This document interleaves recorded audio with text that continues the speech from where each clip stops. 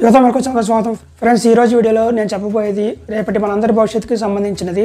అది ఏంటంటే 2025 జనవరి 5న విశ్వ హిందూ పరిషత్ నిర్వహిస్తున్న హైందవ శంఖారావం అనే సభకు మన అందరం కూడా ఖచ్చితంగా వెళ్ళి తీరాలి. జనవరి 5న ఈ ఒక్కరోజు నీ సంపాదన కోసం నువ్వు ఉన్నావంటే నెక్స్ట్ మన పిల్లలకు భావితరాలకు మనం ఏం అందించలేం. చూస్తూనే ఉన్నాం, చాలా మటుకు దోపిడీ జరుగుతుంది మనకు దేవాలయం యొక్క ఆస్తి. కాబట్టి ఈరోజు నీ బాధ్యతగా మన ధర్మం నిలపడం కోసం ఇప్పుడు మనకైతే అవకాశం వచ్చింది. అందులో మనం పాల్గొందాం. ఖచ్చితంగా అందరూ కూడా సొంత లాభం కొంత మానుకొని ధర్మం కోసం కృషి చేద్దాం. ధర్మో రక్షితి రక్షిత. ఫ్రెండ్స్, హైందవ శంఖారావం జరిగే గూగుల్ మ్యాప్ లొకేషన్ కింద డిస్క్రిప్షన్లో ఇచ్చాను, అలాగే కామెంట్ బాక్స్లో కూడా కామెంట్ చేస్తాను.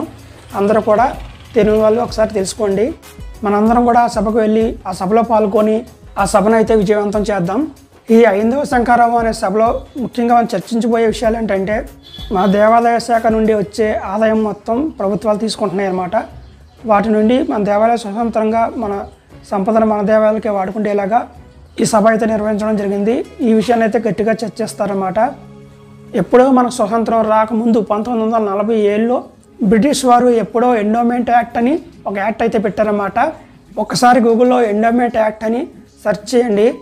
ఆ ఎండోమెంట్ యాక్ట్ గురించి మొత్తం గూగుల్ కూడా తెలుగులో కూడా వివరంగా చెబుతుంది. ఆ యాక్ట్ ప్రకారంగా హిందూ దేవాలయం నుండి వచ్చే సంపద మొత్తం కూడా వాళ్ళు ప్రభుత్వ కార్యాలకై వాడుకోవచ్చు. బ్రిటిష్ వారు వెళ్ళిపోయారు, మన దేశం అయితే వచ్చింది, ఎన్నో చట్టాలు అయితే తీసుకొచ్చింది. అయినప్పటికీ సరే మనకు స్వతంత్రం వచ్చి 78 సంవత్సరాలు అయినా సరే ఈ ఎండోమెంట్ యాక్ట్ అనేది ఇంకా అదే అమల్లో ఉంది.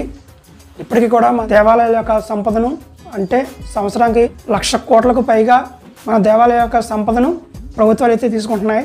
ఒక్క మన ఆంధ్రప్రదేశ్లోనే దర్శనం టికెట్లని, వసతి టికెట్లని, కానుకలని, రకరకాల సేవల పేర్లలో చాలా ఒక డబ్బు సంవత్సరంకి వచ్చి 30,000 లక్షల కోట్ల రూపాయలు ఈ ప్రభుత్వాలు అయితే తీసుకుంటున్నాయి.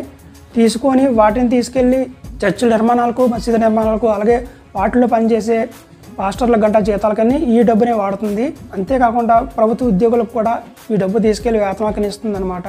సో మన డబ్బు, మన దేవాలయం నుండి వచ్చిన డబ్బు మన దేవాలయాల కొరకే వాడాలనేది ఈ హైందవ శంఖారావం యొక్క ముఖ్య ఉద్దేశం. ఈ సభకు మనం ఎందుకు వెళ్ళాలి అంటే ఈ సభకు నీ కోసం నువ్వు వెళ్ళాలి, నీ భావితరాల కోసం ఇప్పుడు నువ్వే వెళ్ళాలి. నీ సంస్కృతి నిలవడం కోసం నువ్వు వెళ్ళక తప్పదు సోదరా. నీ సంప్రదాయాలను ముందు ముందు నువ్వు కొనసాగించాలి అంటే నీ సంప్రదాయాల రక్షణ కోసం నువ్వు బయలుదేరి సోదరా. అంతేకాదు మన కోసం, మన దేవాలయాల కోసం, మన ధర్మం కోసం, మన దేశం కోసం మనం అందరం ఒకటేనని నిరూపిస్తూ అందరం ఒకటే ఈ హైందవ మహాసభకు బయలుదేరదాం. జనవరి 5 ఆదివారం మధ్యాహ్నం 12 గంటలకు లక్షల్లో హైందవ సోదరులతో కలిసి SLV green Laila Meadows, Kesarapalli, Gannavaram దగ్గర. అందరూ కూడా మర్చిపోకుండా అందరూ వస్తారని కోరుకుంటున్నాను. నేను వస్తాను, మీరు కూడా అందరూ కూడా రండి. మనందరం కలిసి ఈ కార్యక్రమాన్ని అయితే విజయవంతం చేద్దాం. జై శ్రీరామ్.